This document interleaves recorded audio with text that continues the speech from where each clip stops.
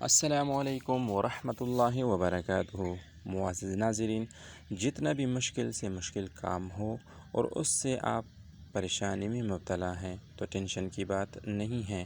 آج جمعے کے دن یہ وظیفہ کرو اور اپنا مشکل سے مشکل کام اللہ کے فضل و کرم سے حل کرو، اور جمعے کے دن یہ عمل کرنے سے آپ کو غیب کے خزانوں سے رزق آئے گا، یا ایسے راستوں سے رزق آئے گا کہ آپ کا گمان بھی نہ ہوگا۔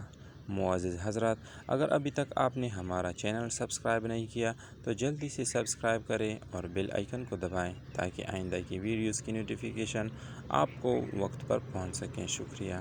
جمعے کے دن ہر مشکل کام آسان کرو۔